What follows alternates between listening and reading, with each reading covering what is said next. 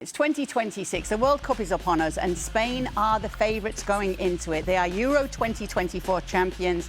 They have a star-studded lineup as well. Behind them, it is France and then England. But we want to take a look at Spain at the World Cup because, as mentioned, they're defending European champions. But in terms of World Cups recently, it's not gone their way. In the last two, they've come out at the round of 16. In 2014, when they were defending champions, they came out in the group stages. If you think of Spain and what their strengths are, I just mentioned those wide areas. How about in the midfield? Pedri. Well reported that I love Pedri with a passion, and I think of him as being the best midfielder in the world. And as I am excited about Pedri, I'm less excited about the back line of Spain, and even less excited about the goalkeeping situation.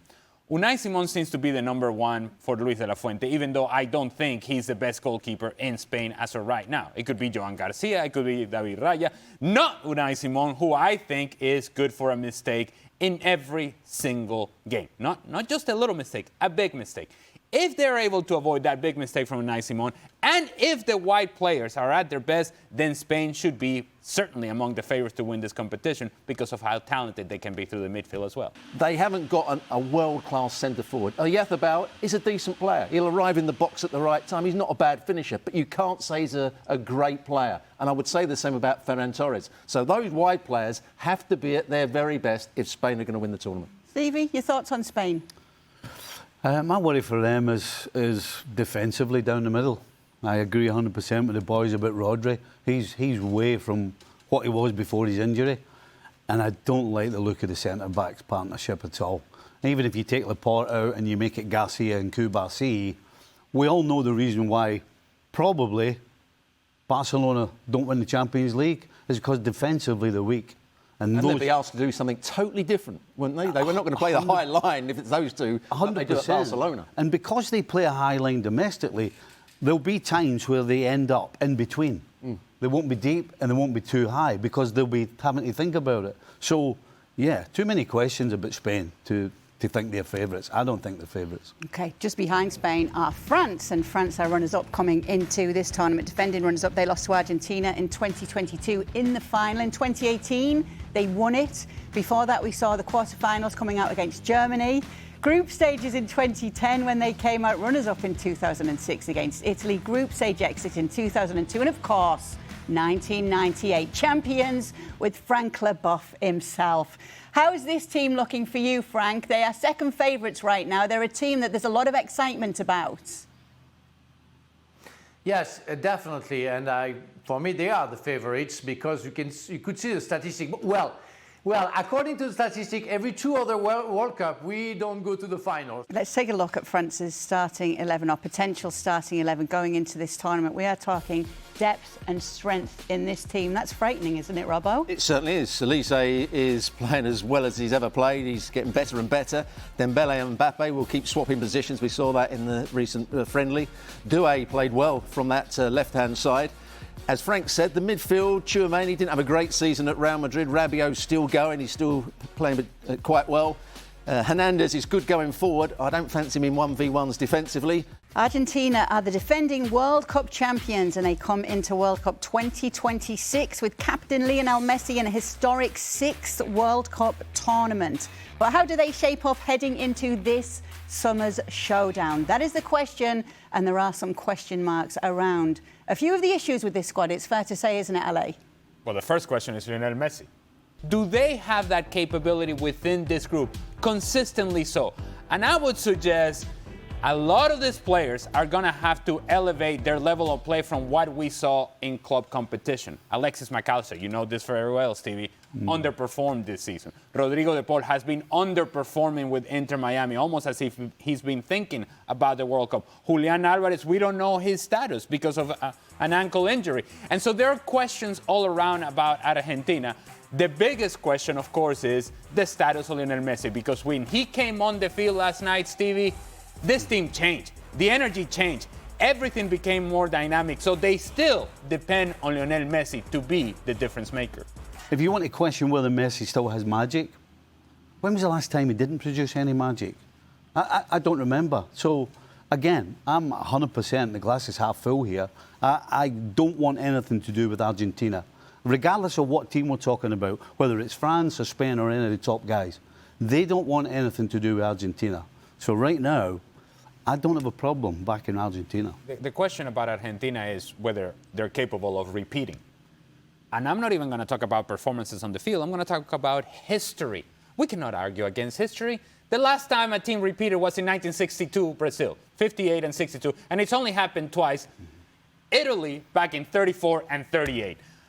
History tells you that Argentina is not going to. And one of the reasons that's the case is because managers stay with the same players for a little bit too long, and that could be with that. Records are there to be broken. Let's get to Brazil and managers. Carlo Ancelotti overseeing a Brazil side that have had something of a quarter-final curse in recent history in World Cups. Last time they won it was in 2002. It's been a 24-year World Cup drought since then. How do you think they look going into this one? The question mark is who's going to play at centre forward. Thiago's done very well for Brentford, but so Cunha has done well for Manchester United. And Rafinha will probably play out on that right-hand side and make those runs from outside to in beyond the centre forward. Paquetá's the player that I'm not quite convinced about. Saw him play a lot at West Ham and he drifted in and out of games, but Guimaraes and Casemiro will be the main holding midfield players. And then you've got the two centre-halves, Marquinhos and Gabriel, played in the Champions League final and both had good games. For me, Brazil is the favourite. For me, Brazil is the #1 team in this World Cup.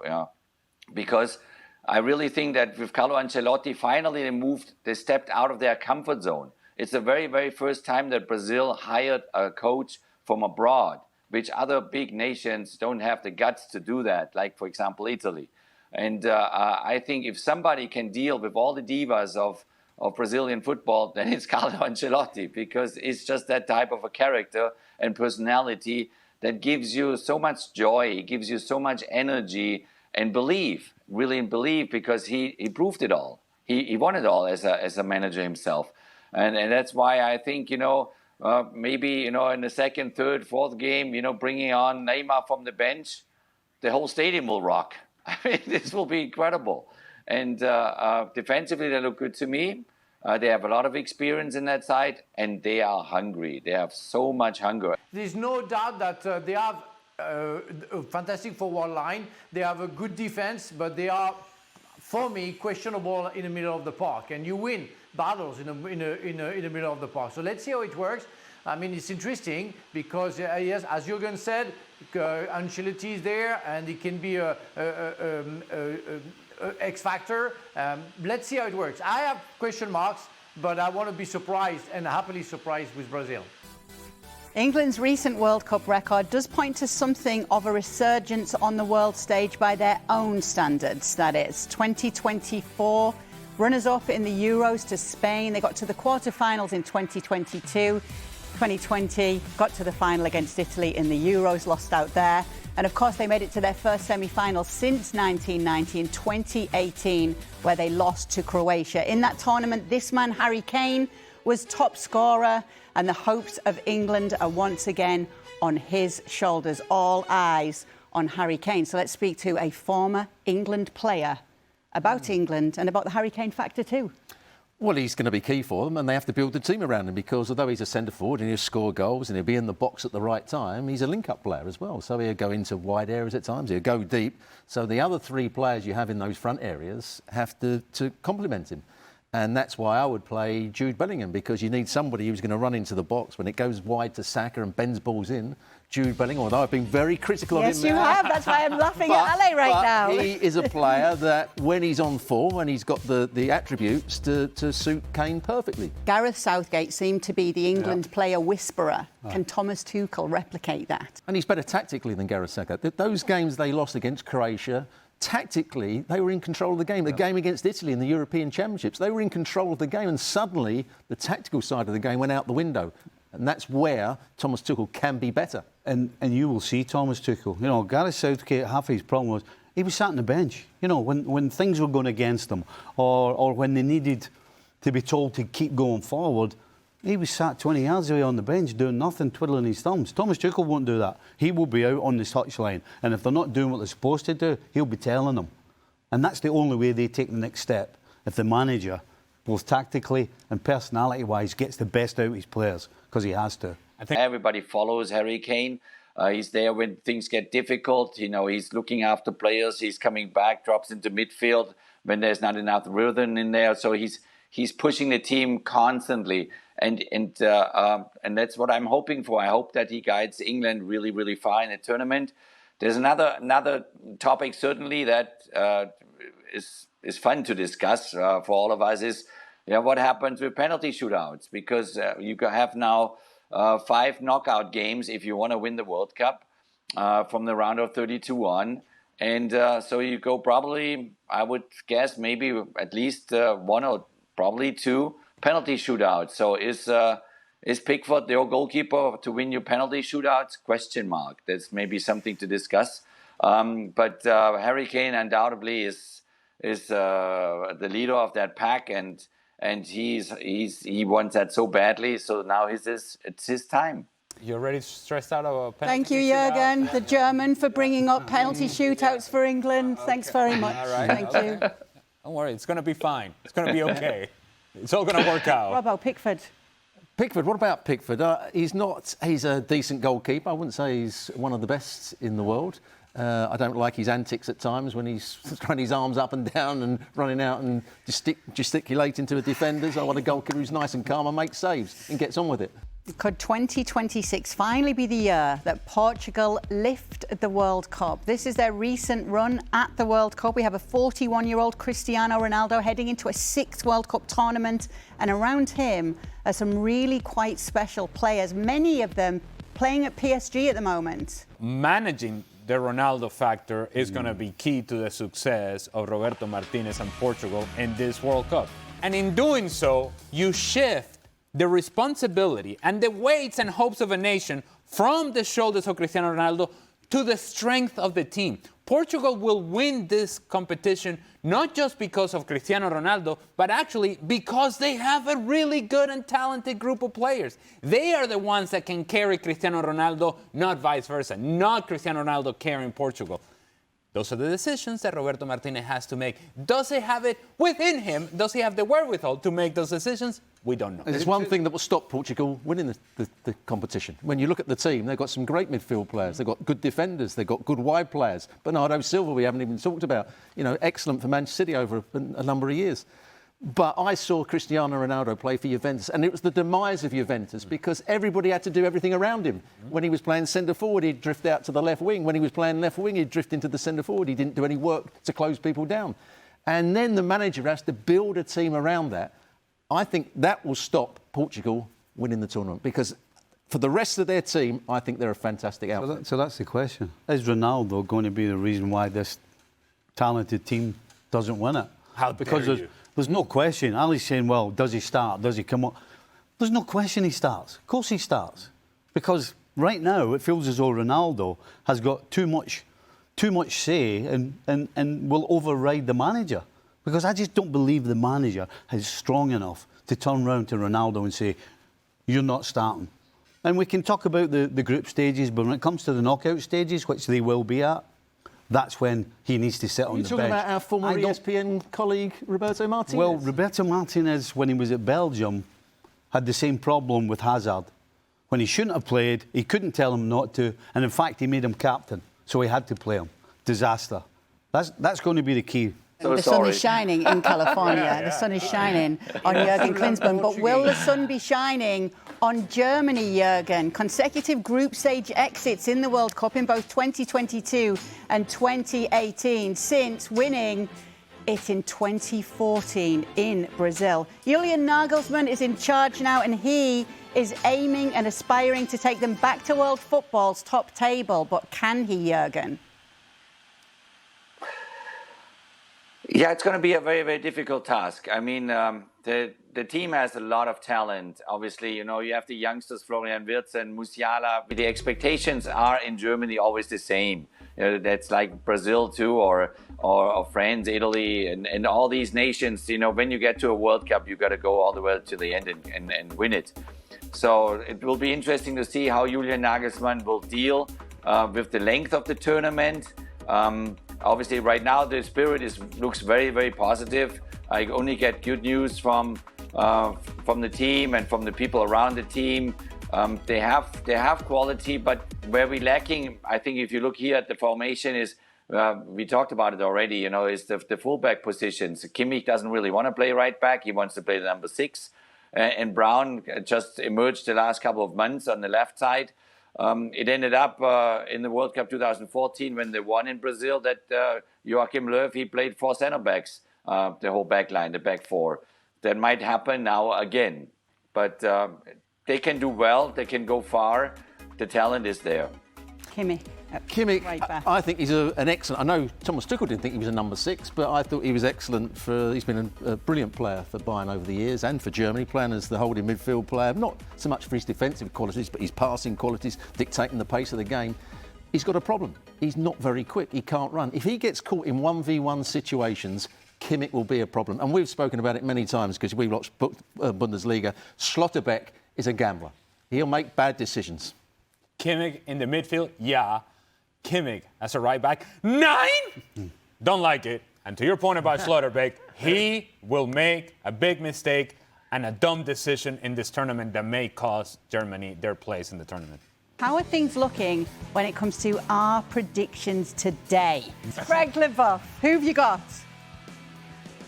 I've been forbidden to predict Canada this year, so Good move. I'm gonna go back to France because 4 times out of the last 7 World Cup, France has been in a World Cup final. So I want to believe that the French guys are gonna do the job and we're gonna win again a World Cup. For those of you who don't know, Frank had Canada going pretty far in the last World Cup, and that didn't go too well. You're going to put his flag? You want to do it for me?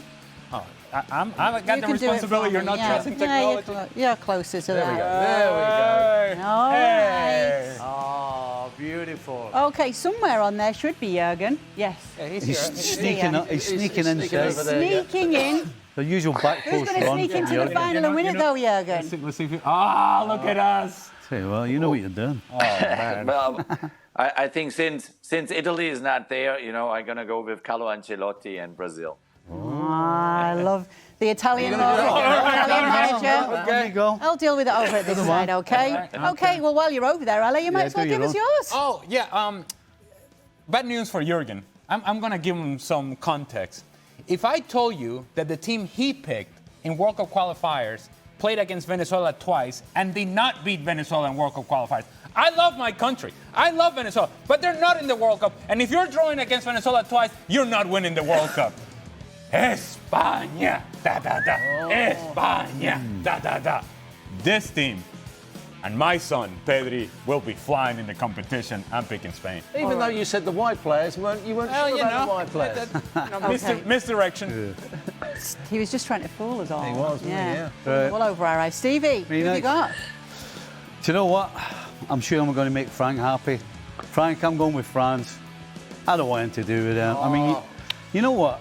If France need to fight to win this World Cup, I don't want to fight France.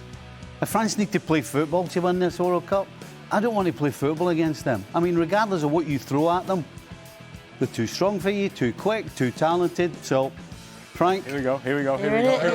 Come on, baby. Come on, baby. Come on now. Yay! Well, that's an upset right there. That is an upset. Ale, how do you do that thing where you make it move across a little bit? This could be problematic. See? No. No. You get too clever. I don't know. We'll definitely work that out. Okay. Robbo, your pick. And your turn on the touchscreen. Well, I'm going to go with France because I think they've got the best players, they've got the best team, and as Stevie said, they're going to be favourites. Would you like to do it? So I'm just going to go from there to there, nice and easy. And let's just move Kate. Yeah! Don't you worry about that. Yes. Robbo's got us covered. Okay, I'm going to surprise you all. Scotland. No. Not England either. What? You ready? You're Jürgen's friend, aren't you? I'm Jürgen's friend.